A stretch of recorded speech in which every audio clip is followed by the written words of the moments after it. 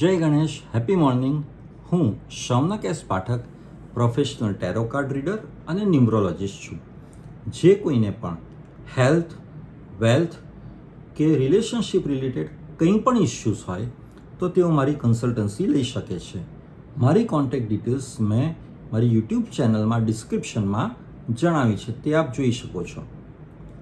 આજે હું વાત કરીશ હાઉસ નંબર 2ના કેરેક્ટરિસ્ટિક્સ બાબતે, એટલે કે જે કોઈ પણ જે ઘરમાં રહેતું હોય તે ઘરના નંબરનો સરવાળો 2 ઉપર આવતો હોય તો તે ઘરમાં રહેનાર વ્યક્તિઓ કેવા પ્રકારના હોય, અથવા તો તે લોકોનો ઓરા કેવો હોય, અથવા એ ઘરમાંથી કેવી એનર્જી મળે, તે બાબતે આજે હું તમને વિગતે વાત કરીશ.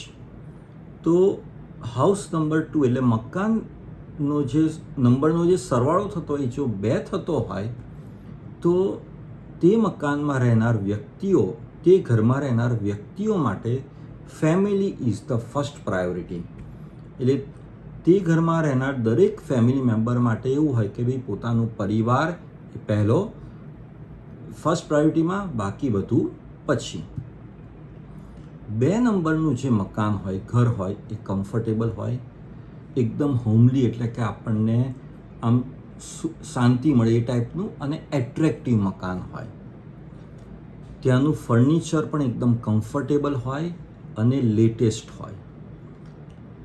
ત્યાં રહેનારા વ્યક્તિઓ પોતે ઇન્ડિવિજ્યુઅલિસ્ટિક હોય અને ત્યાંનું વાતાવરણ જે હોય તે પ્રેમ, હૂંફ અને લાગણીવાળું હોય.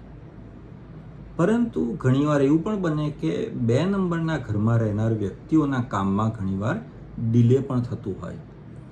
તેઓ ઘણીવાર ફાઇનાન્શિયલ ઇન્સ્ટેબિલિટી પણ અનુભવે. એ વ્યક્તિઓ ઘણીવાર લેઝી, એટલે કે આળસુ પણ બની જાય. અને 2 નંબરના મકાનમાં કોઈ પણ સંજોગોમાં કંઈ પણ આપણે ગંદકી કે ખરાબ કે કંઈ ક્લટર એટલે કે એક જ જગ્યાએ બધું આમ ઢગલો કર્યો હોય કે આમ સ્ટોરરૂમમાં બધું એરેન્જ કર્યા વગર મૂક્યું હોય, તેવું ક્યારેય ના હોવું જોઈએ. Everything should be neat and clean in house number 2. So you should avoid clutter at any cost in house number 2. તો આજે મેં તમને વાત કરી હાઉસ નંબર 2ના કેરેક્ટરિસ્ટિક્સ બાબતે. ખુશ રહો, મસ્ત રહો, સ્વસ્થ રહો. Thank you.